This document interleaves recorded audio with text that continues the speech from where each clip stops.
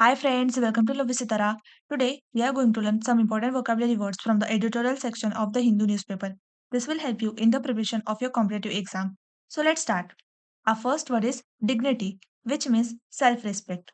Next, abuse, which means misuse or mistreatment. Next, insurmountable, which means impossible to overcome. Next, stark, which means severe or clear. Next, psychiatric, which means related to mental health. Next, embody, which means represent. Next, spotlight, which means public attention.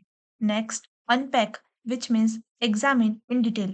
Next, shrink, which means become smaller. Next, immersive, which means deeply engaging. Next, venture, which means risky project. Next, relegate, which means downgrade. Next, discourse, which means discussion. Next, deficit, which means shortage.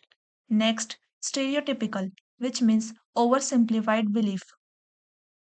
Next, reductionist, which means too simple, ignoring complexity. Next, medication, which means medicine. Next, proliferate, which means increase quickly. Next, persist, which means continue strongly. Next, untangle, which means solve. Thank you for learning.